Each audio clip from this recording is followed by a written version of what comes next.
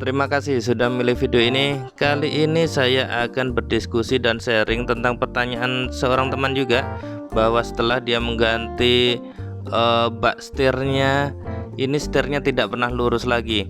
Dan mungkin seperti mobil saya ini adalah Suzuki Splash yang kemarin juga saya sharing bahwa telah mengganti steering rack, dan ini cenderung ke kanan walaupun jalan mobil ini lurus karena jalannya juga lurus.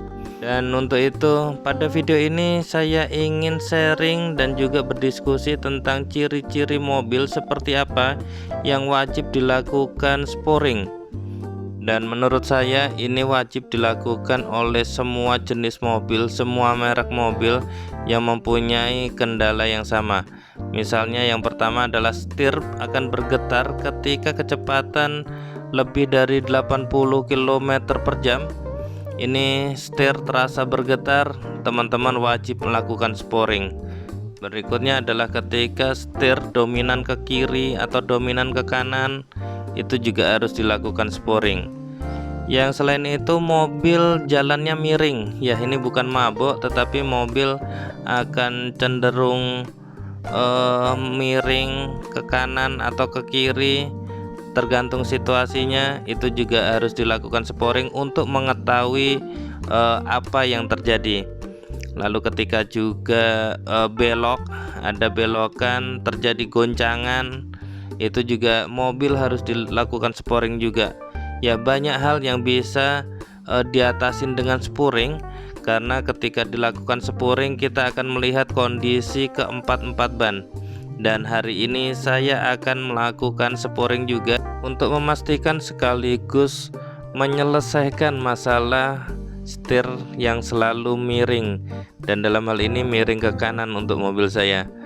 Ya, sambil membahas ciri-ciri mobil yang wajib dilakukan sporing, ini nanti kita juga akan melihat di video ini bagaimana proses dilakukannya sporing pada mobil kita. Secara umum, sporing itu adalah menyeimbangkan atau menyelaraskan roda, keempat roda kita selaraskan, kita luruskan, kita seimbangkan. Itu kenapa disebut well alignment. Sehingga ketika roda posisinya bagus, maka mobil kita akan cenderung lebih stabil, lebih efisien. Bahkan untuk memaksimalkan radius putar, ini juga bisa disetting dengan cara sporing. Ya, nanti pada proses sporing kita akan mengenal istilah chamber, caster, two in, two out, ataupun radius putar. Dan ini adalah prosedur ketika kita melakukan sporing.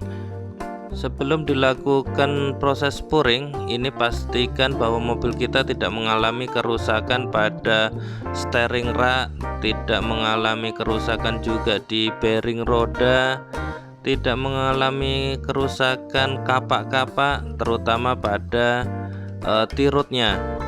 Ya, ini digeser kanan kiri atas bawah, ini sudah padat semua karena memang baru diganti kapak-kapaknya, bahkan bearingnya juga. Jadi kalau kanan kiri ada getaran, itu bisa jadi getaran pada steering rack atau pada tirut. Sedangkan kalau atas bawah bergetar juga, itu kemungkinannya adalah bearing. Proses sporing modern saat ini sudah menggunakan instrumentasi dengan sensor-sensor yang dipasang di rodanya seperti ini. Jadi kita dengan sensor-sensor yang dipasang di roda, komputer mampu membaca untuk alignment dari setiap roda, dan itu juga tergantung peruntukannya. Jadi kalau ada chamber itu adalah kemiringan roda terhadap sudut vertikal.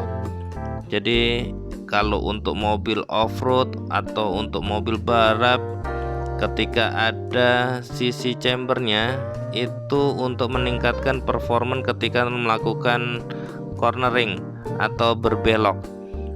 Jadi jangan disalahkan juga bahwa mobil performance ini kenapa rodanya miring terhadap sudut vertikal, ada chambernya. Ya, itu semata-mata untuk mengejar dari cornering performanya. Mengenali sudut chamber, biasanya kalau kita membuntutin mobil di depan kita, ban belakangnya nampak miring kanan kiri, itu adalah sudut chamber.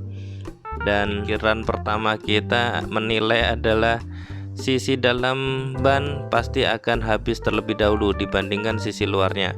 Ya benar, itu adalah konsekuensinya ketika kita melakukan chamber pada roda belakang kita.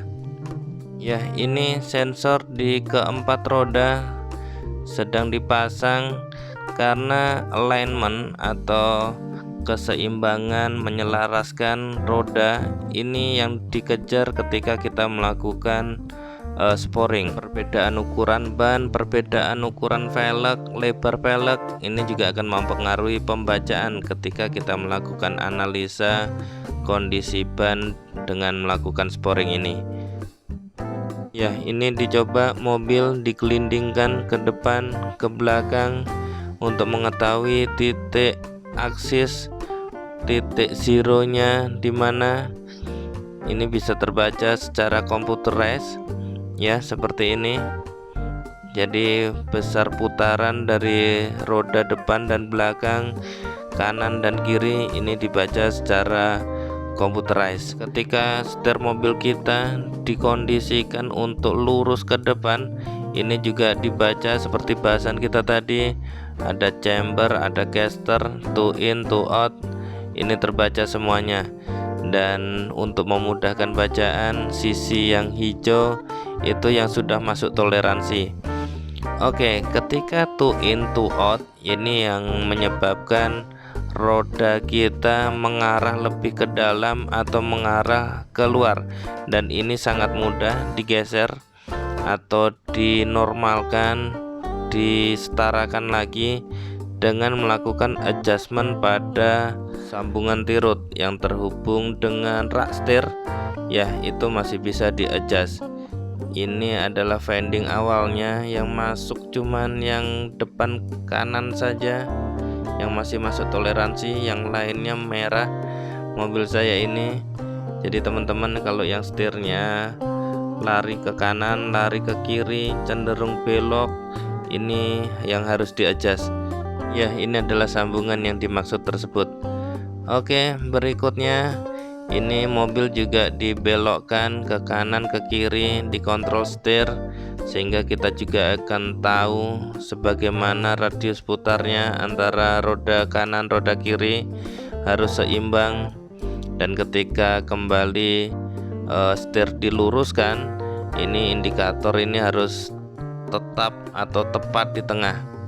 Oke, ini sudah banyak yang hijau, sudah dilakukan adjustment di tiap-tiap roda sesuai dengan toleransinya.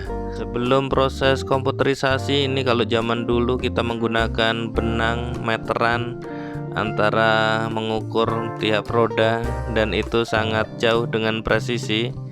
Dan ketika ada teknologi sporing dengan komputer ini sangat membantu, sangat presisi juga.